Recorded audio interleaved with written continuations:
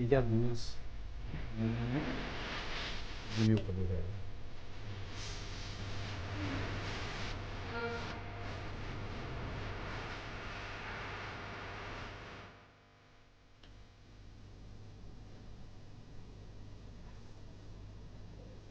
નમસ્કાર, playground the sport શોમાં આપનું સ્વાગત છે. આપની સાથે હું છું પાર્થ મોદી. દર્શક મિત્રો, પ્લેગ્રાઉન્ડ ધ સ્પોર્ટ શોમાં આપણે વાત કરીએ છીએ ભારત અને ઓસ્ટ્રેલિયા વચ્ચે જે ટેસ્ટ મેચ રમાઈ રહી છે. અંતિમ ટેસ્ટ મેચ ચાલી રહી છે, બીજો દિવસ, અને ક્યાંક ઉતાર ચઢાવની આ મેચ જોવા મળી રહી છે. જે રીતે પ્રથમ દાવની અંદર ભારત 180 પ્લસના સ્કોરમાં ઓલ આઉટ થયું, તો સામે ઓસ્ટ્રેલિયા પણ 181 રન આસપાસ ઓલ આઉટ થઈ ચૂક્યું. હવે બીજા દિવસની જ્યારે વાત કરીએ તો રિષભ પંત ક્યાંક ચર્ચાનો વિષય બન્યો. પહેલા દિવસે પણ ચર્ચાનો વિષય એટલા માટે હતો કે જે બોલ એને હાથમાં વાગ્યો હતો ને એના પછી આજે જ એની બેટિંગ જોવા મળી. 33 બોલની અંદર 61 રન, એટલે ખૂબ જ ભયાનક અને એક T20 યાદ અપાવી દે એવી રીતેની બેટિંગ રિષભ પંતની જોવા મળી. પરંતુ વળાંકો ઘણા બધા આ મેચમાં આવી રહ્યા છે. કઈ દિશામાં હવે ટીમો આગળ વધે છે, કોનું પલડું ભારે થશે, આ તમામ પરિપ્રેક્ષ ઉપર ચર્ચા કરવી છે. અને બેક ઓફ ઋષભ આ ટાઇટલ આજનું છે, કારણ કે ઋષભ પંતની એ પારી વિશે પણ ચર્ચા કરીશું. આ તમામ મુદ્દે ચર્ચા કરવી છે. ચર્ચામાં આપણી સાથે સ્ટુડિયોની અંદર ઉપસ્થિત છે સ્પોર્ટ એક્સપર્ટ અશોકભાઈ મિસ્ત્રી. અશોકભાઈ, આપનું સ્વાગત છે કાર્યક્રમમાં. Thank you so much. દર્શક મિત્રો, કાર્યક્રમમાં આગળ વધીશું તે પહેલા એક નજર કરીએ સ્પોર્ટ રિપોર્ટ પર. કેટલી નાટ્યાત્મક ઘટનાઓ બની રહી છે આ 5મી ટેસ્ટ મેચમાં. ગઈકાલે ભારતનો ધબડકો થયો 185માં ઓલ આઉટ થઈ ગયો અને ગઈકાલે જ બુમરાહે ખ્વાજાને આઉટ કરી યુદ્ધનું એલાન કરી દીધું. બીજા દિવસે ઓસ્ટ્રેલિયાએ ઝડપથી વિકેટો ગુમાવવા માંડી અને ભારતીય બોલિંગ એટેક શાનદાર રહ્યો. બુમરાહ મેદાન પરથી બહાર ગયો ત્યારબાદ પ્રસિદ્ધ કૃષ્ણ, રેડ્ડી અને સિરાજે જોરદાર બોલિંગ કરી ઓસ્ટ્રેલિયાને 181માં ઓલ આઉટ કરીને 4 રનની લીડ પણ ભારતે લઈ લીધી. ભારતનો બીજો દાવ ફરી એક બિહામણા સપના જેવો પુરવાર થયો. 42 રને રાહુલ, 47 રને યશસ્વી અને ત્યારબાદ તમામ પ્રેક્ષકો અને ક્રિકેટ ચાહકોને આઘાત લાગે તેવી રીતે વિરાટ કોહલી ઓફ સ્ટમ્પની બહારના બોલને રમવા જતાં બોલેન્ડની બોલિંગમાં સ્મિથના હાથે માત્ર 6 રન બનાવી આઉટ થઈ ગયો. સ્કોર હતો માત્ર 59 રન.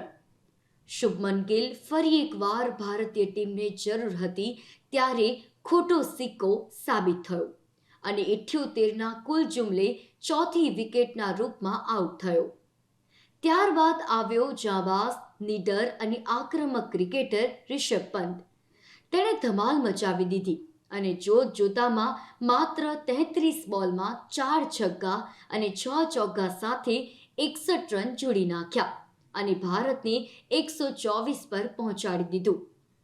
તેના આઉટ થયા પછી વન ટાઈમ વન્ડર રેડ્ડીની વિકેટ પણ ભારતે ગુમાવી દીધી. બીજા દિવસના અંતે ભારત 6 વિકેટના ભોગે 141 રન બનાવી શક્યું. સુંદર 6 રન બનાવી અને જાડેજા 8 રન બનાવી ક્રીઝ પર મોજૂદ છે.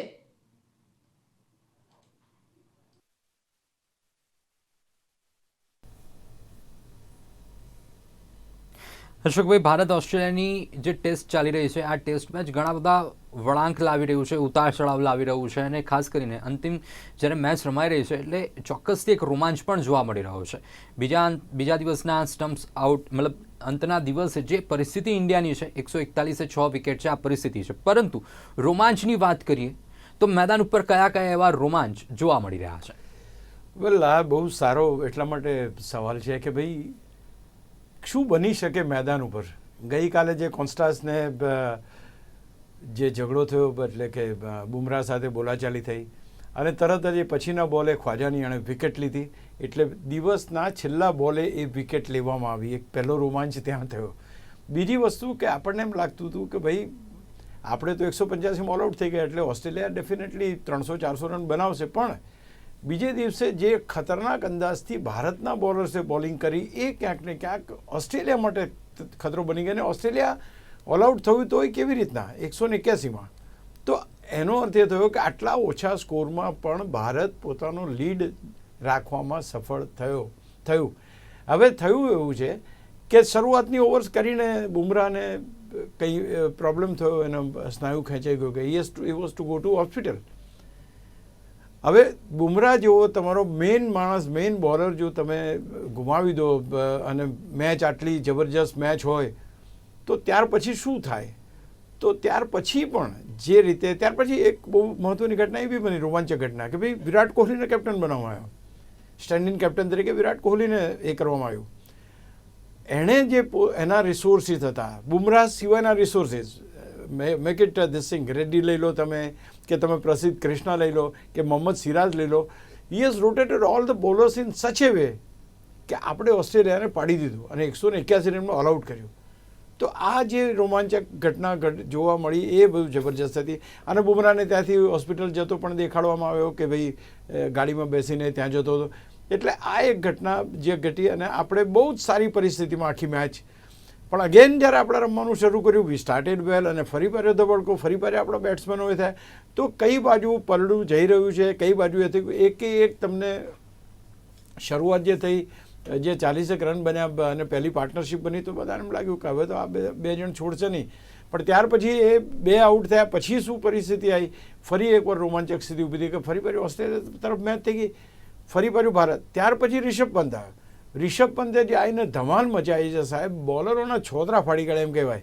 એટલી બધી જબરજસ્ત રીતે એણે બેટિંગ કરી છે અને છગ્ગા અને ચોગ્ગા અને જે એનાથી મન પર, કારણ કે અકળાયો હતો. એને પહેલી ઇનિંગમાં પણ બહુ ડિફેન્સિવ રમવું પડ્યું હતું, 40 રન બનાવ્યા હતા અને એ વોઝ અપસેટ. આ વખતે ક્યાંક ને ક્યાંક એને લાગ્યું કે ભાઈ આમાં તો આ લોકો તો નથી રમતા, મારે તો મારી ગેમ રમવા દો.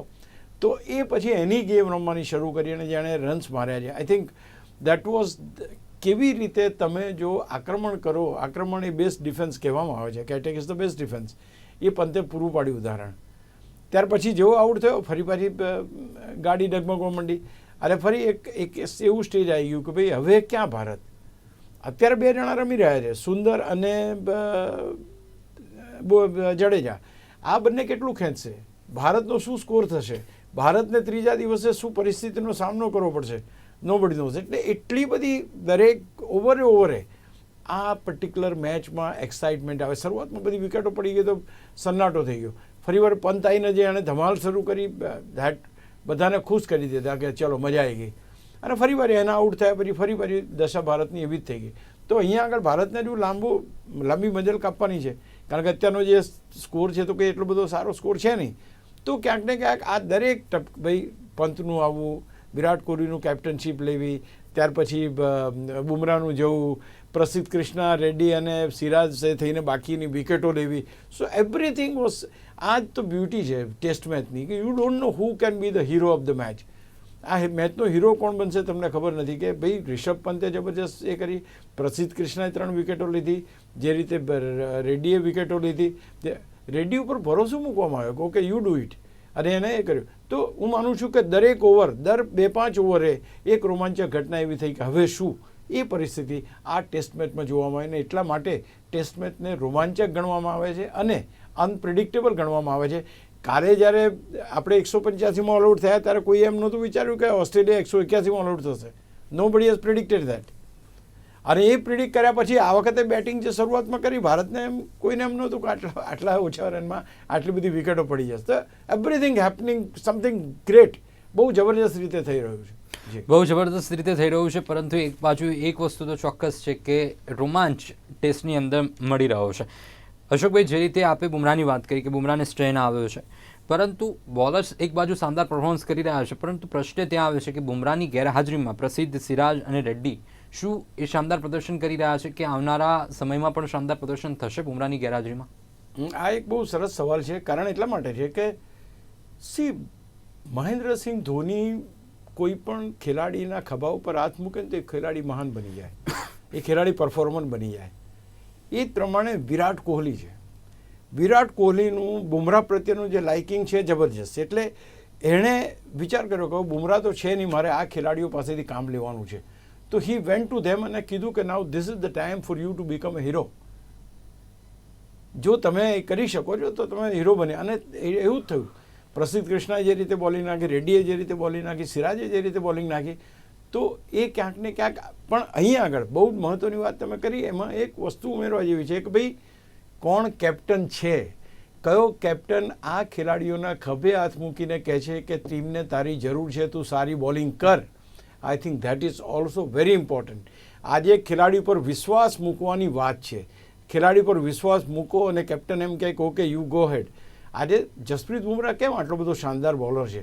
કારણ કે એને ખબર છે કે કેપ્ટન જ્યારે પણ મુશ્કેલીમાં હશે ખભે હાથ મૂકીને કહેશે કે યાર આ પાર્ટનરશિપ મોટી થઈ, આ પાર્ટનરશિપ તોડવાની છે. બુમરાહ તોડી આપશે તમને, કુંબલે તોડી આપશે તમને.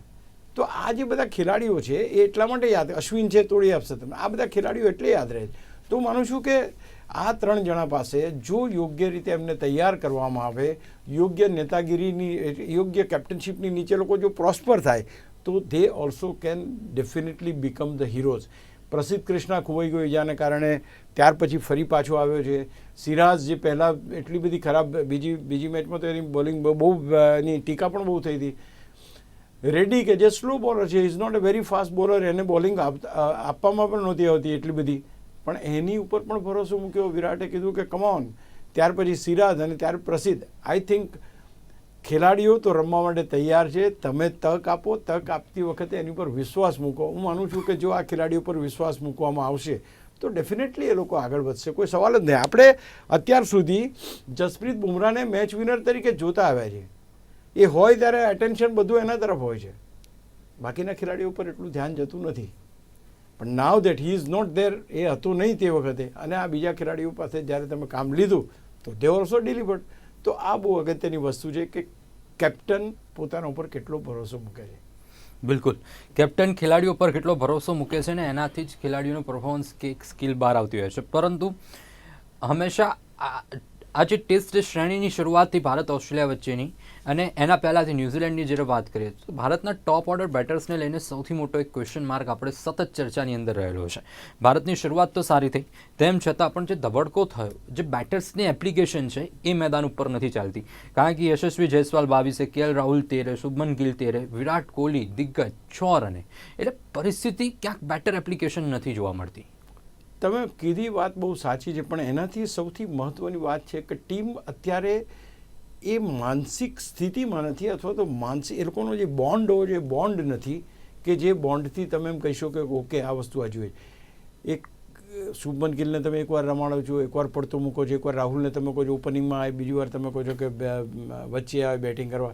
તમે કેપ્ટનને પોતાને કહો છો કે તું છઠ્ઠા કરમાં બેટિંગ કર, ફરીવાર તમે કેપ્ટનને કહો ના તું ઓપનિંગમાં બેટિંગ કર. આખું તંત્ર જેને કહેવાય ને એ ડિસ્ટર્બ થઈ ગયું છે, ટુ બી વેરી પ્રિસાઇઝ.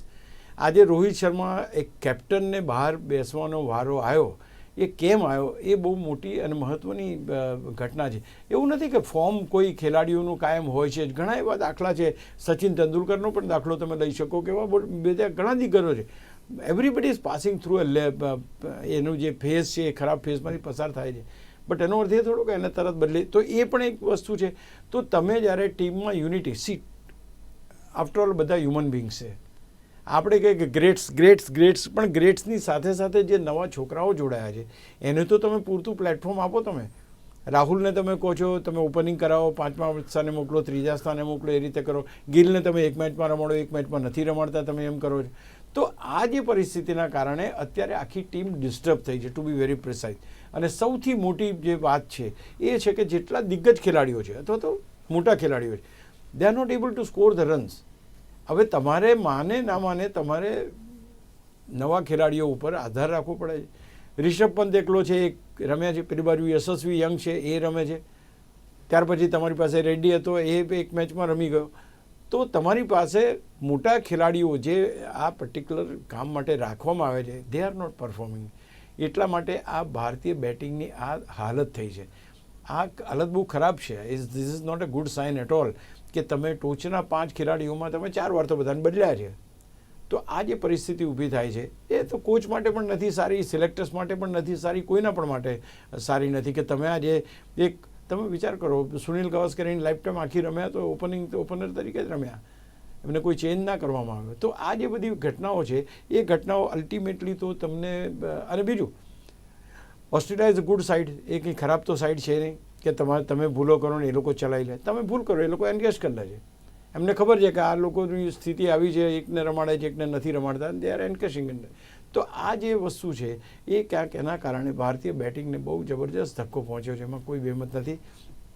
અને એમાં સૌથી મોટા 2 વ્યક્તિઓ આપણે કહી શકીએ, રોહિત શર્મા અને વિરાટ કોહલી. આ બે ખૂબ જ જેને કહેવાય જવાબદાર છે, because they have not played against New Zealand, they have not played against Australia. એટલા માટે ભારતને સૌથી મોટો ધક્કો. અને તમારે નવા ખેલાડીઓ તો કેટલું કરી શકવાના. તમે પંત 2 વખત તમે 40 માર્યા, આ વખતે એને 60 માર્યા. નીતિશ કુમાર રેડ્ડીએ તમને એકવાર 100 બનાવ્યા, યશસ્વીએ તમને એકવાર 150 બનાવીને આપ્યા. બાકી ખેલાડીઓ શું કરશે? તમે ક્યારે રમશો? તો આ આપણને હજુ બેકફૂટ ઉપર લઈ જાય છે. પણ હવે એમ લાગે છે કે ધીમે ધીમે આજે, કારણ કે નેક્સ્ટ વર્લ્ડ ટેસ્ટ ચેમ્પિયનશિપની જે આખી સાયકલ છે તો 5-6 મહિના પછી શરૂ થશે. એટલે પહેલાં હું માનું છું કે રોહિત શર્મા કાં તો ફોર્મમાં, ગઈકાલે બહુ સરસ કીધું કે એવું કંઈ રહેવાનું નથી કે આજે હું ફોર્મમાં નથી એટલે 2 દિવસ પછી અથવા તો મીન્સ કે નેક્સ્ટ સિઝનમાં ફોર્મમાં ના આવું. એટલે કે મેં નથી કોઈ નિવૃત્તિ લીધી કે નથી હું સ્ટેપ ડાઉન થયો, અરે નથી કોઈ જગ્યાએ ગયો, હું સ્ટેપ ડાઉન થયો છું કારણ કે હું રન્સ બનતા નહોતા મારા. એટલે he has made it very clear. તો હવે એ લોકો જ્યારે ફોર્મમાં આવે ત્યારે જોવાનું રહ્યું. પણ એ લોકોના પેંગડામાં પગ નાખે એવા ખેલાડીઓ શોધવાની જે ભારતની કવાયત છે, એ ભારત એ કવાયતમાં સફળ ના થયું એ તો ચોક્કસ કહેવું પડે. બિલકુલ, ભારત સફળ નથી થયું. આઈપીએલની અંદરથી ઘણા બધા ખેલાડીઓ આપણને મળી રહ્યા છે, પરંતુ જે એક સાતત્યપૂર્ણ પ્રદર્શન દાખવી શકે એવા ખેલાડીઓ નથી મળી રહ્યા. પરંતુ આજે વાત કરી રહ્યા છે ટાઇટલ ઉપર બેક ઓફ રિષભ, અને રિષભની જે આજની પારી, એક લડાયક સૈનિક જેવી આજની એક પારી રિષભની જોવા મળી, એક ભૂમિકા પણ એ જોવા મળી. 33 બોલમાં 4 છગ્ગા 6 ચોગ્ગા સાથે 61 રન જોડ્યા, એક T20 આખી ફીલ આપી દીધી. કેવી બેટિંગ રહી આ ખેલાડીની? સૌથી પહેલી વાત તો એ છે કે એની ટીકાઓ થાય છે, છતાં પણ એની રમવાની સ્ટાઇલ આ જ છે. પહેલી મેચની પહેલા દાવની અંદર એણે બહુ ડિફેન્સિવ રમ્યું, બહુ એ કર્યું, અને એણે ટ્રાય કર્યો પણ 40 રન માંડ બન્યા. અને દેન પછી એને લાગ્યું કે આટલો બધા બોલર્સ હાવી થઈ ગયા છે આપણી ઉપર. એ જ્યાં લાગ્યું તે વસ્તુ એને ક્યાંક ખૂંચી, અને પછી જે એણે બેટિંગ શરૂ કરી, સાહેબ, યુ વિલ નોટ બિલીવ, જે છગ્ગા માર્યા, જે ચોગ્ગા માર્યા છે, એવરીથિંગ વોઝ સો ગુડ. અને બધા ઇવન કોમેન્ટેટર્સ બધા જે કોઈ વાત કરતા હતા બધાને એમ થયું કે હવે મેચની મજા આવી ગઈ, જસ્ટ બિકોઝ કે આ રીતના પરિસ્થિતિ છે. એટલે સૌથી મહત્ત્વની વાત એ હતી કે એ જે રીતે રમ્યો, જે ઓછા બોલમાં વધારે રન કર્યા, અને જે રીતે એણે શાનદાર પ્રદર્શન કર્યું, ક્યાંક ને ક્યાંક એ એમ કહી શકાય કે લોકો માટે એક રોમાંચ બની રહ્યો. અને બીજું એણે એ પણ સાબિત કર્યું કે ભાઈ તમે ગમે તેટલો સારો બોલેન્ડને જે રીતના એણે ધોયો છે, સાહેબ, આપણને એમ થાય કે બોલેન્ડ સૌથી વધારે વિકેટ લઈ ગયો છે, 4 મેઇન વિકેટો એ લઈ ગયો છે, પણ એને જે છગ્ગા ચોગ્ગા માર્યા તે એ ચક્કર થઈ ગયો કે ક્યાં મને શોટ મારી રહ્યો છે. So this is what is required. એક રેઝિલિયન્ટ, એક તમે એનો પ્રતિકાર તો કરો. કોઈ પણ પ્રતિકાર નથી કરતું, બધા ડિફેન્સિવ થઈ ગયા. તો એ જ્યાં ક્યાંક ને ક્યાંક એ લોકો આપણા ઉપર હાવી થઈ ગયા, અને આપણે એમને તક આપી. જ્યાં સુધી રિષભ પંત રમતો હતો, એ લોકોની પાર્ટનરશિપ 42-43 રનની પાર્ટનરશિપ છે, એમાં 2 રન ખાલી જાડેજાના છે, બાકી બધા રન આણે બનાવ્યા છે. હવે જો આવી રીતના તમે એક કે 2 બેટર પણ આવી રીતના જો આક્રમક રમત દાખવે તો સ્વાભાવિક છે કે કોકે તો બોલરનો ખોફ તોડવો પડશે ને. તો એ મારા ખ્યાલથી પંતે બહુ જબરજસ્ત રમ્યો, બહુ સારું રમ્યો, અને એક રીતે કહી તમે કહ્યું એ સાચું છે, T20ની પ્રેક્ટિસ પણ થઈ ગઈ એને. બિલકુલ. પરંતુ અશોકભાઈ, એક ચર્ચા હંમેશા એટલા માટે થાય કે કોઈ ખેલાડી પ્રત્યે ઘણી બધી આશાઓ એક ખેલાડીના પ્રદર્શનને લઈને જોવા મળે, ને એવી જ રીતે વાત ક્યાંક નીતિશ કુમાર રેડ્ડી, એક સદી ફટકારી, લાગ્યું કે હવે એક દિન કા શહેનશાહ, મતલબ આ ચાલી જશે આ પ્લેયર. પરંતુ હવે જ્યારે બીજી ઇનિંગમાં જ્યારે વાત કરીએ તો 4 રને આઉટ થઈ જાય છે. આ પરિસ્થિતિ છે કે હવે ઊભું રહેવાની પણ એ ક્ષમતા નથી. તો શું આ દર્શાવે છે કે ખેલાડીઓ એકાદ વખત ચાલી જાય તો ચાલી જાય, પછી જે સાતત્યપૂર્ણ પરફોર્મન્સ છે એ નથી જોવા મળતું? બહુ જ તમારી વાત સાચી છે, કારણ કે એક સેન્ચુરી ફટકારીને એને એમ લાગે છે કે હું દુનિયાની ટોચ ઉપર છું, મારે હવે આગળ કંઈ કાલથી કશું કામ કરવાનું નથી. હી સો રિલેક્સ્ડ. જે રીતે નીતિશ કુમાર રેડ્ડી સેન્ચુરી બનાવ્યા પછી આઉટ થયા છે, ક્યાંય કોઈ જગ્યાએ એવું ના લાગ્યું કે આ જવાબદારીથી રમવા માંગે છે, ટુ બી વેરી પ્રિસાઇઝ. આજે એવું છે કે તમારી એક સેન્ચુરી વાગી, એ તમે વન ડે મેજિક ના બનો. તમે જો તમારે આ ટકવું હશે તો અહીંયા આગળ તમારે રોજ રમવું પડશે. વન ડે એક જ દિવસનો બાદશાહ બની જશો તો બની જશો, ખોવાઈ જશો. સુરેન્દ્ર અમરનાથ કરીને ખેલાડી હતો કે એક પહેલી મેચમાં એણે સેન્ચુરી મારી, પણ ત્યાર પછી ક્યારે રમ્યો નહીં, એને ફેંકાઈ બી ગયો. તેવા ઘણા દાખલા છે આપણી પાસે કે નહીં એ થાય. તો તમારી પાસે ટેકનિકલ એબિલિટી છે કે નહીં, એ પણ તમારું એ થઈ ગયું. ભલે પહેલી વખત તમે સેન્ચુરી મારીને તમારા આખા બધા ફાધર, મધર અથવા તો ફેમિલી બધાને ગમ્યું, ઇવન જોનાને પણ ગમ્યું. પણ ક્યારેક તો એમ હોવું જોઈએ કે ભાઈ આ લોકો કન્ટિન્યુઅસ રમશે. આજે આપણે ભારત જ્યારે એમ શોધવા માગતું કે અશ્વિનની જગ્યાએ કોને લેવો, અથવા તો એ પર્ટિક્યુલર 7મા 8મા ક્રમે કયો બેટ્સમેન ચાલશે, એકવાર આપણે એમ કે હા આપણને રેડ્ડી મળી ગયો, અને તરત સતત 3 ગેમમાં નિષ્ફળ જાય તો કઈ રીતે આકલન થશે અને કઈ રીતે આપણે ભારત ખેલાડીઓ શોધી શકશે. એટલા માટે બહુ જરૂરી છે જે કોઈ નવા ખેલાડી છે, જે કોઈ રમે, પેલા એની ઉપર સફળતા માથા ઉપર ના ચડી જવી જોઈએ. એક જ સેન્ચુરી થઈ છે, એવી તો 100 સેન્ચુરી સચિન તેંડુલકરે લગાવી. ત્યાં સુધી એણે એ કુલનેસ, એ કામનેસ, એ ધૈર્ય રાખ્યું હતું. શીખો એની પાસેથી. વિરાટ કોહલી 70-80 સેન્ચુરી, એની 80 ઉપરની સેન્ચુરીઝ છે એની પાસેથી શીખો તમે. ભલે નથી ચાલતા, અત્યારની વાત અલગ છે, પણ એટલી સેન્ચુરીઝ, એટલા રન્સ અને લાંબો ટાઈમ ટકશો કેવી રીતે તમે? જો તમે એકાદ દિવસ જ રમશો તો then it's a very short term તમારી એ થઈ જશે. તો એ ક્યાંક ને ક્યાંક જોવું રહ્યું. બિલકુલ. પરંતુ સ્ટેન્ડ ઇન કેપ્ટન તરીકે આજે વિરાટ કોહલીની એક ભૂમિકા જોવા મળી. વિરાટ કોહલીની આ ભૂમિકા આપના મત પ્રમાણે કે આખી ક્રિકેટની અંદર કેવી જોવા મળી? કારણ કે શરૂઆતમાં પણ આપે વિરાટ કોહલીની ભૂમિકાની ચર્ચા કરી હતી કેપ્ટનની. આ તો કેપ્ટન રહી ચૂકેલો માણસ છે અને આ એવો કેપ્ટન છે કે જેણે 2 વખત ઓસ્ટ્રેલિયામાં હરાવ્યું છે. એટલે એની ક્ષમતા, એની સિદ્ધિઓ, એના રન્સ, એનો એરા, એનો ઓરા, આ બધી જ વસ્તુ ગ્રેટ છે, એમાં કોઈ સવાલ નથી. આજે જે ભૂમિકામાં એને જોવા મળ્યો, જ્યારે નીચે લખેલું આવ્યું કે ભાઈ stand in captain Virat Kohli છે, immediately he picked up the things અને તરત બધાની સાથે વાતો કરવાથી માંડીને, બધાની સાથે કન્સલ્ટેશનથી માંડીને એક વાતાવરણ ઊભું કરવા માગે છે કે યસ આઈ વોન્ટ રિઝલ્ટ. અને બીજું સૌથી અગત્યનું કે એણે વિકેટો લેવડાવી પ્રસિદ્ધ કૃષ્ણા પાસે, રેડ્ડી પાસેથી, સિરાજ પાસેથી, કે એમને ખબર હતી કે એમનો સ્ટાર બોલર નથી ને જો ઓસ્ટ્રેલિયા વધારે મોટો સ્કોર મૂકી દેશે તો ભારત માટે મુશ્કેલી થઈ જશે. તો હી ડન દેટ. તો ક્યાંક અનુભવ તો ચોક્કસ બોલે, એમાં કોઈ સવાલ નથી. અને એક વસ્તુ ચોક્કસ છે કે વિરાટ કોહલી એ કોઈનાથી દબાઈને દબાણમાં આવીને કામ કરનાર કેપ્ટન નથી. He is the main who wanted to give A answer. Straight આંખમાં આંખ મિલાવીને જવાબ આપનાર માણસ છે. મજા આવી એની કેપ્ટનશીપ જોવાની, મજા આવી અને એન્ડ રિઝલ્ટ પણ સારું જ આવ્યું. અને સૌથી અગત્યનું, આજે પહેલી વાર એને જ્યારે આઉટ થયો ત્યારે એણે પોતાની જાત ઉપર, ત્યાં મેદાન ઉપર જ એ થયો કે યાર કેમ આવો શોટ મારાથી. So that is also part of that captainship. એક જવાબદારી હતી એની કે મારે ટીમને આગળ વધારવાની છે અને ultimately I am losing that opportunity. જી બિલકુલ. છેલ્લો પ્રશ્ન એ થઈ રહ્યો છે, શોર્ટમાં આન્સર આપજો કારણ કે સમયની મર્યાદા આપણને નડી રહી છે. મેચ કઈ દિશામાં આગળ વધી રહી છે? કોનું પલડું ભારે થતું જોવા મળી રહ્યું છે? બલ અત્યારની પરિસ્થિતિ જુઓ ને તો બંને ટીમો સરખી છે મારી દ્રષ્ટિએ. એવું નથી કે ઓસ્ટ્રેલિયન ટીમને હું નબળી માનું છું, ના, એવું કંઈ માનવાનો સવાલ નથી. પહેલી વસ્તુ એ છે કે મારી પાસે 4 વિકેટો બાકી છે, 6 વિકેટો પડી છે, 4 વિકેટો બાકી છે. વોશિંગ્ટન સુંદર અને રવિન્દ્ર જાડેજા રમી રહ્યા છે. બંને ખેલાડીઓ પાસે રન્સ બનાવવાની ક્ષમતા છે. જો રિષભ પંત રમી શકતો હોય, જો જાડેજાને સપોર્ટ કરી શકતો હોય તો શા માટે આવતીકાલે સવારે આ બેમાંથી એકાદ ખેલાડી એવો જામી જાય કે જે ભારતને મોટો સ્કોર આપી શકે. જો ભારત 250નો આંકડો પાર કરે છે તો એ 250નો આંકડો પાર કરવા માટે ઓસ્ટ્રેલિયાને પણ લોઢાના ચણા ચાવવા પડશે. કારણ કે things are not easy. Pitch uneven bounce ધરાવે છે, સ્પિન ઉપર મૂવમેન્ટ, પીચ ઉપર મૂવમેન્ટ જોવા મળે છે. So there are plenty of, it's a difficult pitch to bat on. એટલે જો આપણે 250 સુધી ગમે તેમ કરીને ગાડું પહોંચે છે આપણું, of course it's a big task, પણ જો થાય છે તો yes we are there in the game. અને આ ગેમમાં ભારત પાછું ફરી શકે એમ છે, અથવા તો ભારત હજુ પણ ગેમમાં છે એવું કહી શકાશે જો આપણી પાસે 100 મોર રન્સ રિક્વાયર્ડ, એ બાકીની 4 જો વિકેટો છે ઉમેરે તો yes we are still in the game.